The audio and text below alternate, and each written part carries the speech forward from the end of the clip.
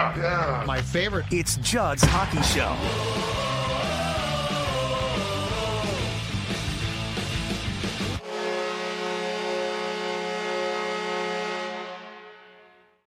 Welcome to Judd's Hockey Show. It's Judd, it's AJ.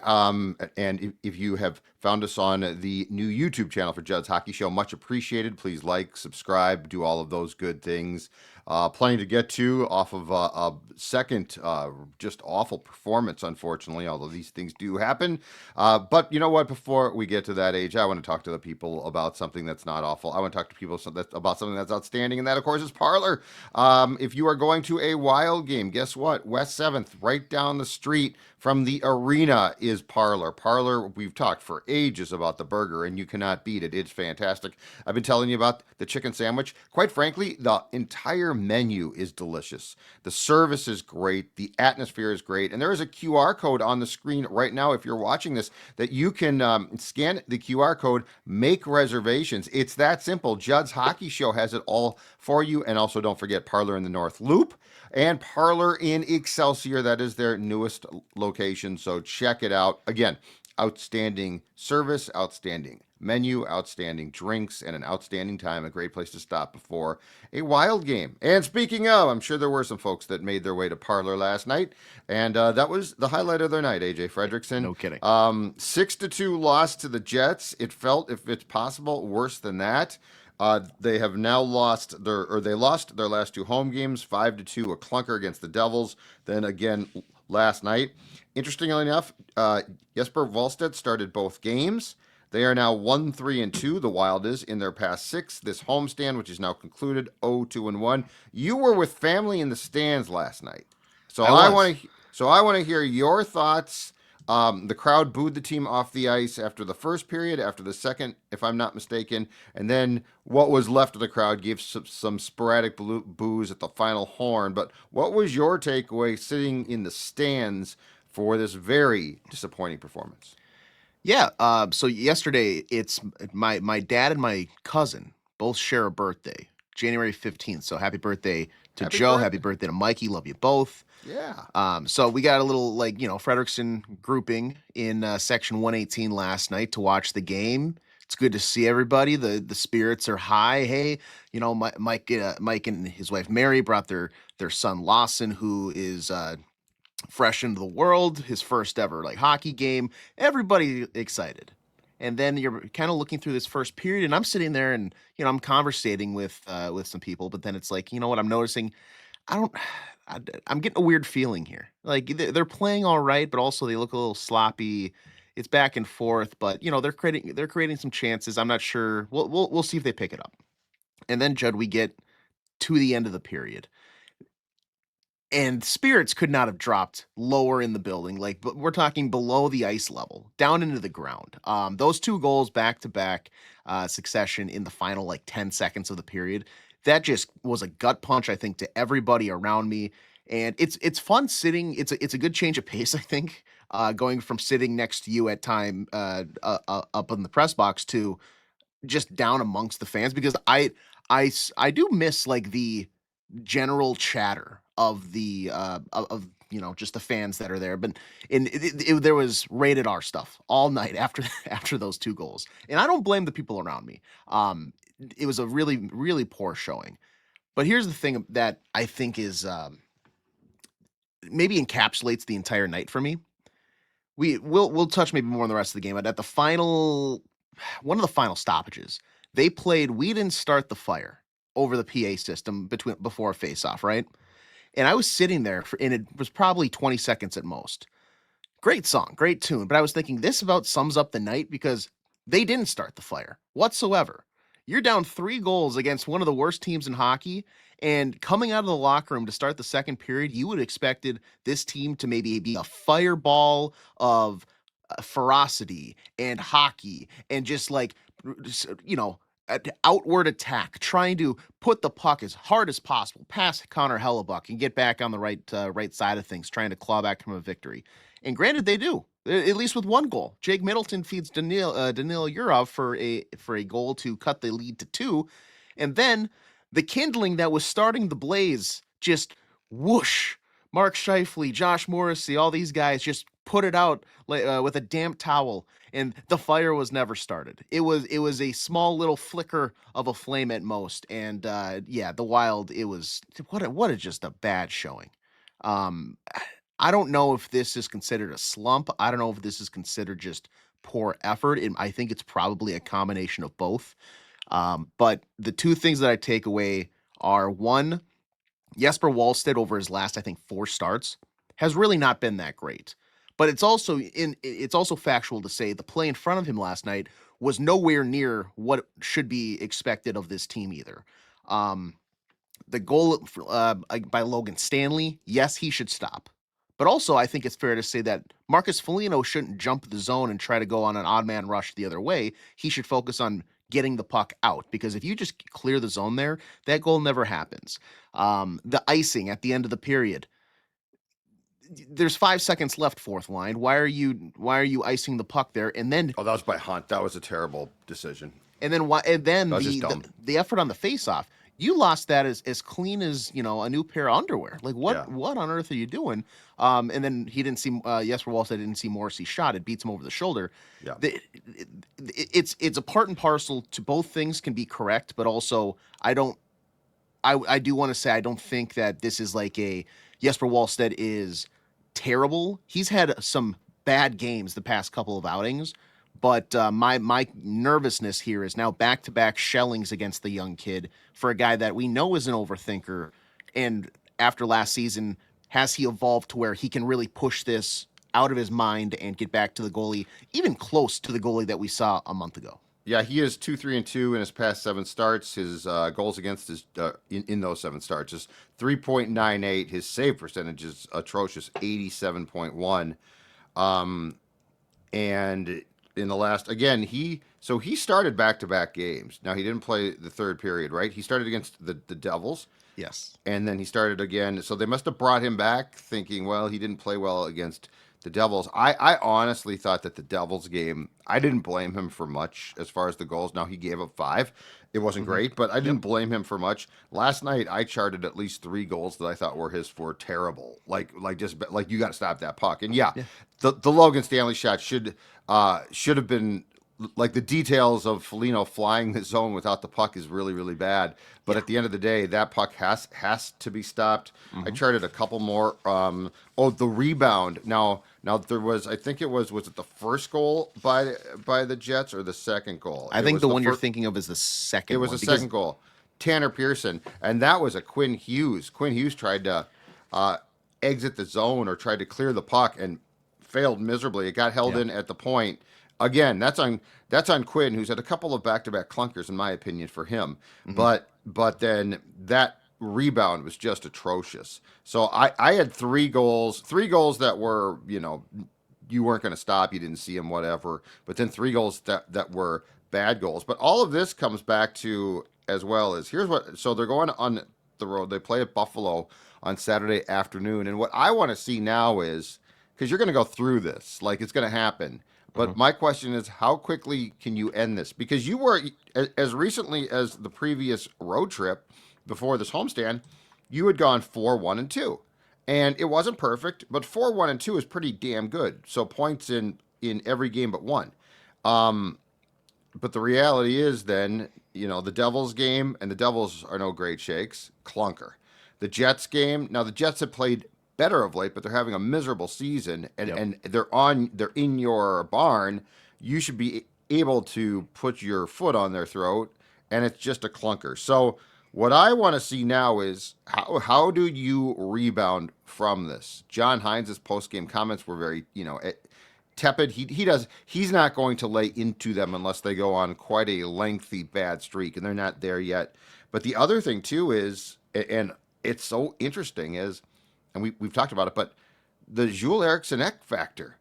Like, he goes out in an overtime win in the last game of the road trip against the Kraken, and he now has a lower body injury. He's day-to-day, but of course he's still not back yet. Don't even get me started on that. And the Wild is 0-2-1, and that is an overtime loss to an Islanders team that's a plucky team. I like them, but okay, you're a good team on your home ice. Probably should get 2 points. You don't. All right, the Devils. Let's see how you respond there. No Ericsson Ek. You lose 5-2.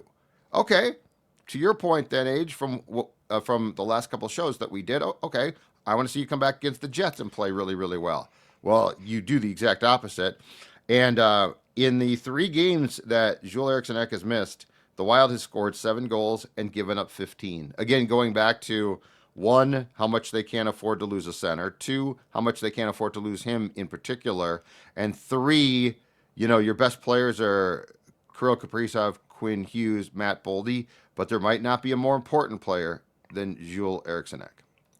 Yeah, his absence was so evident the past couple of games. One, against New Jersey, like having that matchup that would have been nice against like the Jack Hughes line, or even the top line with Hischier and Bratt, where it's just like having a guy like that to just stifle their momentum forward and throw the body around and just clog up lanes. He's so good defensively. Having a guy like that out there probably could have swung it in your favor a little bit more and maybe kept it somewhat competitive.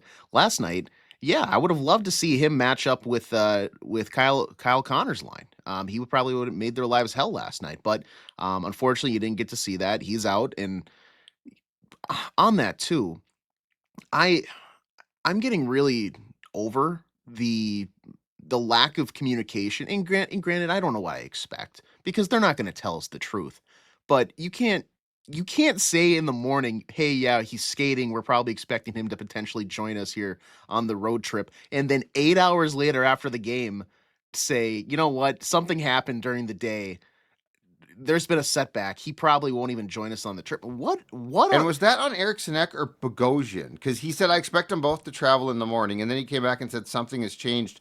I saw the quote, but I can't decide. Was he talking about both? Was he talking about just Bogosian? My mind defaulted to Ek, but I mean, I can't tell. But my point's like, what is he doing after his mornings? Is he rock climbing in the Swiss Alps? Like, why is he getting hurt?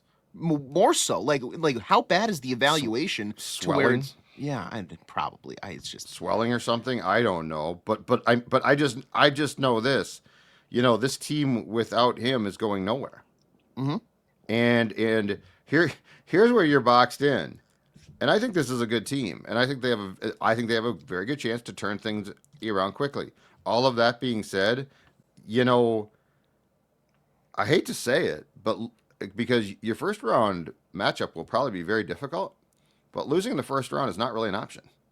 No, I agree. I mean, you don't trade for Quinn Hughes to just get into the playoffs. Yeah, so there is tremendous pressure now. I think you have to go find a center, and you're going to have to pay top dollar. And I guess my question is, like, what you have left, what are you not willing to trade? Because, whoa, that's a bridge too far. We traded Marco Rossi, we traded Ogren, we traded Buyam, we traded a first-round pick, but now you're asking for too much. And look, I know that they don't have a ton left. They do have parts left.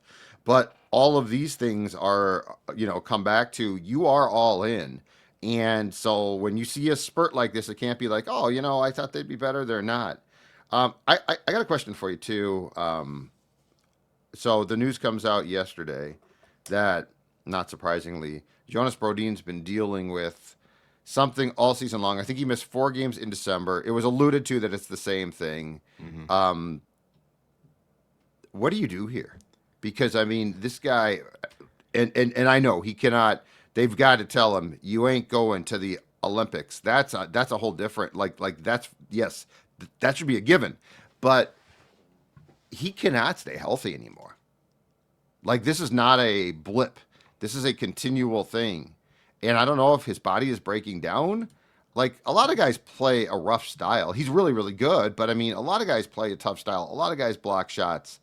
But the time missed by him and the inopportune times that he's lost at, I don't know what you do here. I mean, you put up with it for the rest of the season, but I just feel like it's becoming a point now where he cannot be relied on.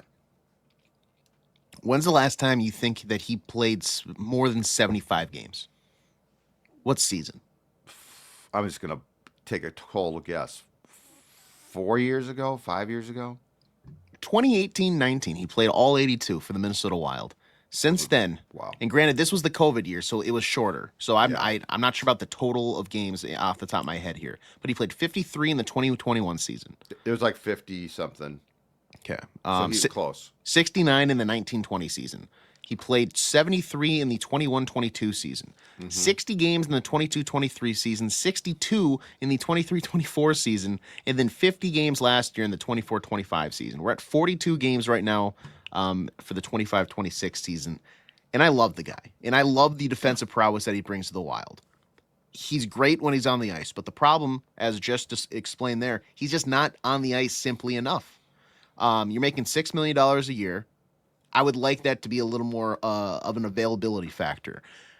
He has no trade protection, but my issue here that other GMs are going to probably point out is, one, if boneheads like us can recognize this issue on a podcast, No question. The people in front offices of hockey teams are also going to be able to recognize this. So I'm not sure what sort of value he would bring, but if there's anybody willing to play poker, if the value's somewhat there, I really think you got to move off. Well, and I'm just saying, like just the parting of ways. Yeah. After the season, like you just can't trust it. No, absolutely. Like at this point, nobody's going to trade for him right now. But in the offseason, like looking forward, you can then guarantee like, hey, he's going to be ready for you, and maybe the way that he plays with you is going to do whatever. But at that point, it's going to be 2 years left on his contract. I really think that's when you got to part ways, right? Just trying to move him for something that is going to be a little more. You're probably not going to be able to get anybody near as talented, but somebody that's just as maybe reliable with availability, being able to be somewhat of an Iron Man for this team. And if that's a second pairing, third pairing guy that gets the job done, and maybe we moan about on the show a time or two here and there, but for the most part, it's like, he's a defenseman. That's fine. But he's out there for 80 plus games. Yeah, absolutely. But that's something where down the road, I think in the offseason, we have a much bigger discussion about. But I am sort of at my wit's end when it comes to the consistent injury pop-ups for Jonas Brodin. Yeah, and it just feels like, because I think the guy plays hard, and I think he wants to play a lot. It just feels like he's breaking down, and it's something, it's always something. It's a shoulder, and then the fact that I believe it was Michael Russo in The Athletic pointed out that the Wild actually tried to discourage him from going to the World Championships, where he got hurt again last year. He re-injured his shoulder, I think, and they tried to discourage him, and he still went, and he still got hurt. Leads me to believe that he is going to try to go to the Olympics, which, I'm sorry. I think that's a massive mistake. I don't think Ericsson Ek should go, but Brodin needs to only play for the Wild. Like that's what I would say. You're breaking down far too much. We don't want you, other than when you go skate in the offseason to stay in shape. We do not want you playing competitive games anywhere but in our jersey, because I just don't think it's productive. And at some point in time too, this team has to start, especially again to go back to the expectations. This team has to start to be incredibly selfish about its players. Mm-hmm. And if guys get, it's one thing. Quinn Hughes, okay? Quinn Hughes, like, do I get concerned about him going to the Olympics? Sure. But he's young. He plays a ton. He's not like at the top of my list of, boy, you got chronic problems. Brodin is. Ericsson Ek is, quite frankly. So that's where this team needs to assess, okay, here's what we need to have any chance to get past the first round. Mm-hmm. And we can't, and they should not, they should be selfish. Now, players can tell them to buzz off, but I love the fact that for instance, the World Championships, they at least told Brodin, this is a bad idea. He didn't listen. I'd be upset about that, but at least they told him that. At least we have evidence that they are now telling guys, this might not be in your, or more importantly, our best interest. Should I just pencil in on like Thursday, February 5th, an emergency podcast when both Jonas Brodin and Joel Eriksson Ek suddenly miraculously become healthy, and we get footage of them boarding a plane to fly over to Milan, just to break that down. Ericsson Ek was, what's funny is now I'm reading very conflicting reports. Now Ericsson Ek was hurt, and I won't harp on this, but Ericsson Ek was hurt right before the Four Nations last season. Mm-hmm. And then he went. Mm-hmm. And I've been reading very conflicting reports about when the damage. So he was definitely hurt. I think it was a leg. I think he had a leg. I think it was a block shot or something. Yes, But I anyway, remember that. He blocked a shot. so he went to the Four Nations. He came back, played against Detroit in the first game back, and then supposedly got hurt in practice. But I've now read no, he really, shockingly might have made it worse in the Four Nations. I'm absolutely shocked by that. I can't believe that. I mean, that's fake news. But yeah, this team needs to start to look out for what's important for itself. Second question for you, because the stats aren't bad, but the eye test is weird. And we touched on this a little bit. We got a note about this, but it's Kirill Kaprizov's recent production or recent play. It just something seems off. So in his last 13 games now, he has 3 goals, 11 points, a power play goal. He has 2 goals in 7 January games. But just watching him play, do you see Kirill like sitting in the stands last night, because he's an electric dynamic player? Mm-hmm. What did you see? Because in the press box, I don't notice him as much. And anytime that happens with him, and I get guys go through slumps, but anytime that happens with him, I'm always like, he always does something that catches my eye. I didn't really see it last night, and I don't feel like I've seen it consistently. I spent the third period, because this was a point that through 2 periods I was like, you know what? I've noticed him a time or two, but then in the third period I was like, they're down a boatload, and I want to see how he reacts and how he, like, his effort level, what he does. So every time he was on the ice last night, in the third period, I think I basically only watched him, just how he entered the zone, his time, like how he acted away from the play, that type of stuff. I'm not going to say I'm concerned, but it was not what I was hoping to see, is what I'll say. Like, I was disappointed in the effort level and just kind of the things I saw. What I've noticed over the past couple games too, after I've thought about it, is the up ice rushes, where the move that he does, where he's on the left wing side cutting in, and he tries to use the defender almost as a screen to do the shot. He does that like last second adjustment, toe drag, closer in, shoot. I think people are starting to figure out, or maybe there's better defensemen are playing against him and know how to block it, because maybe it was a 50-50 coin toss before for how much that gets through and actually records a shot on net. I feel like it's maybe 1 in 10 now. They are blocking that thing like it's just a regular, softball. I think he's got to change it up a little bit, and maybe that's it. Does he lay off a pass sooner? Does he decide to just drop his shoulder and drive lower, and then look to the slot to create a passing opportunity or something along those lines? But that shot has not gone through on a consistent basis, and I think in a while. But just the other stuff too. I mean, like, the skating still is there, and we're seeing him do his normal edge work and his kind of body contortions, and I think that's fine. I don't think it's a. Now I could be wrong, but I don't think it's he's dealing with another injury type of thing like we've seen in past seasons. Sure. I think it's just similar to maybe the team. He's kind of just in a slump, which is unfortunate to say for a guy right now poised next year to make $17 million, because I know I can already see some of the comments, and I know, frankly, I heard some of the thoughts of fans last night where I was sitting, where a guy like that shouldn't have nights off. He shouldn't have slumps. And, frankly, there's a portion where I agree with that. But on the other side, he's only human, but he's a damn good human at playing hockey. So it's like, I would expect more of an impact. But similar to the team, it's one of those where I need a course correction game from him ASAP, just to calm my nerves about it and put every bad thought at bay, because that third period I watched, granted, I don't know, maybe in hindsight now, 2020, maybe I shouldn't have expected him to come out, banging on his chest, guns blazing. But you should always notice him. And that's the thing. In the third period, I was staring at him every shift, and I was like, even then, you're still very transparent. I was not thrilled. Here's something else too off of that. I'm curious to hear your response. Do you find that he is, and not completely, so I'm not trying to say he's not moving.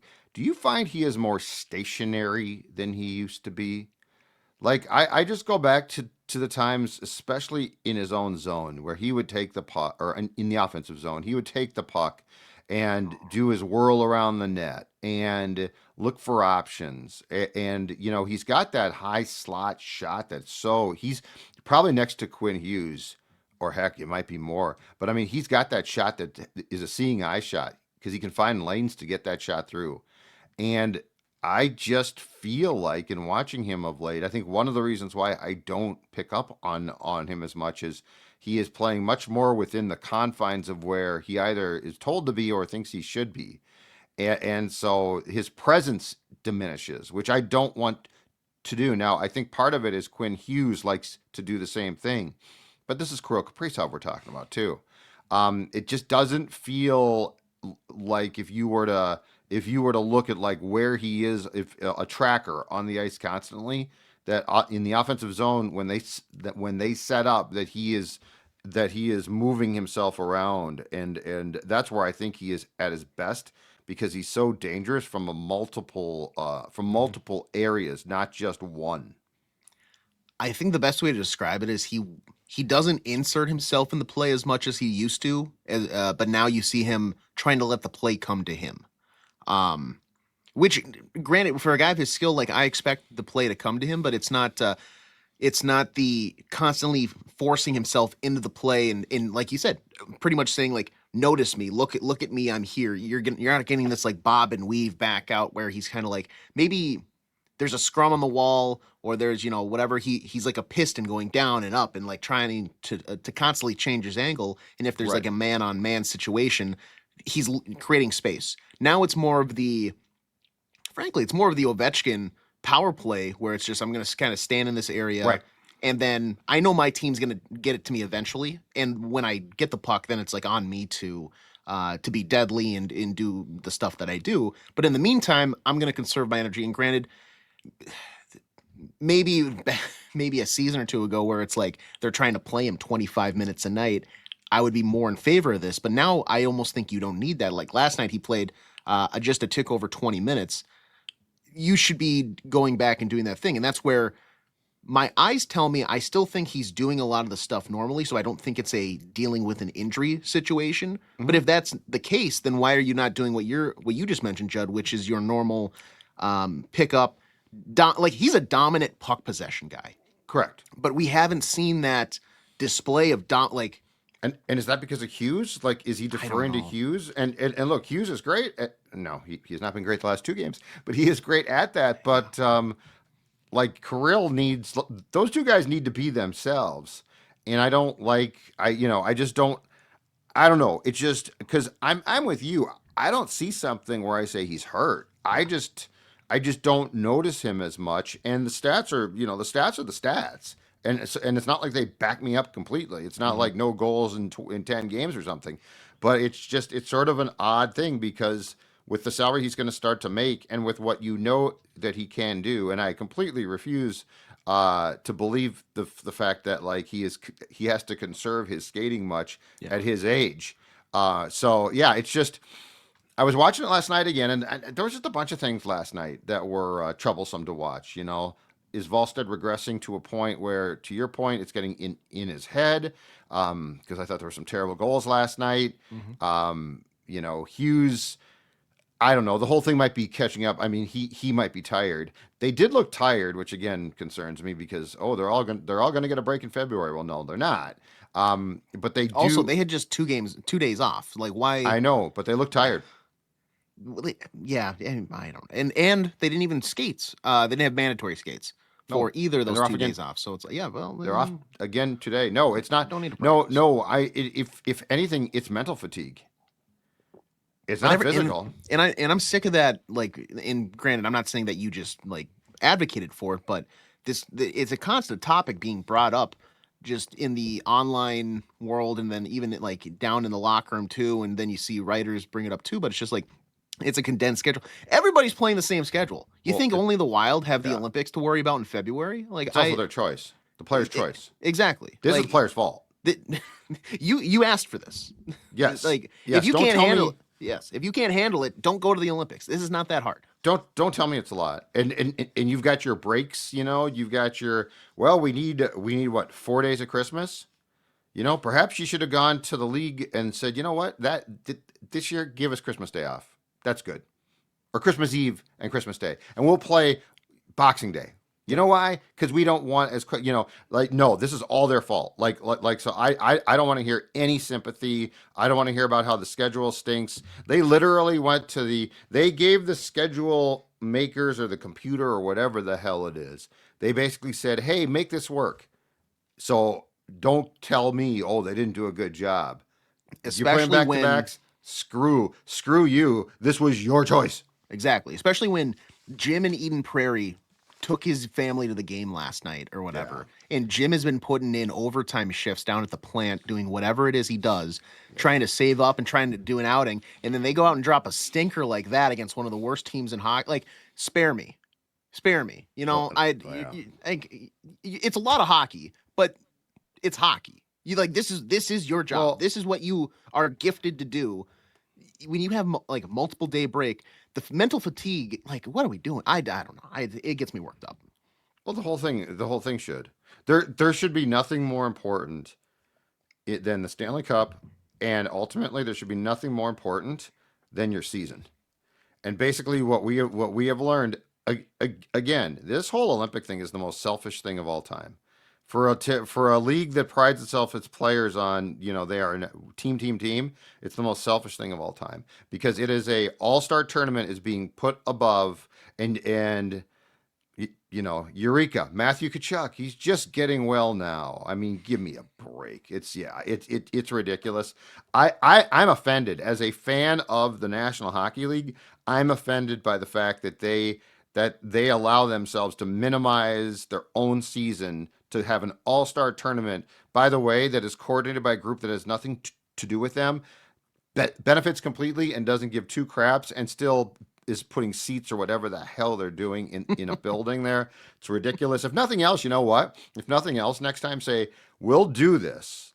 We want to do this. But if we're going to do it, the Olympic hockey will be in North America every single time. And I'm not saying the States. It can be Canada too. Yeah. But we are not traveling. We are not going to halfway across the world. We will have this tournament. We will pick arenas, and the people at the Olympics can watch it too. And we will call it the Olympics. And when they say no, I'll say, okay, bye. See you.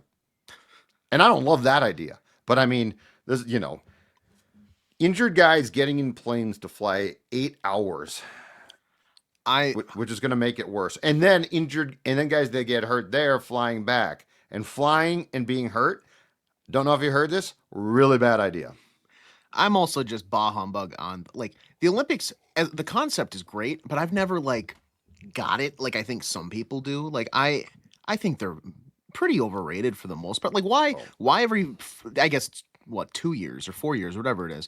Why do I need to care what country can slide down a skeleton luge thing the fastest? Oh, the Olympics are totally the whole thing. I enjoy international hockey, but I don't want it to disrupt the NHL, which is I care about that greatly. I did.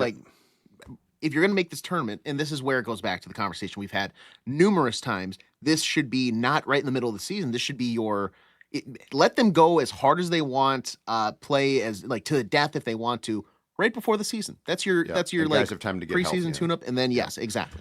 All right, we will be back on Monday, I am sure. Again, the Wild plays an afternoon game in Buffalo. Buffalo playing well, so we will find out if they can break this slide. The question now is, how quickly can you break this slide? The good teams break the slides quickly. Hopefully, the Wild is able to do that. He's AJ, I'm Judd. We'll see you later on Judd's Hockey Show.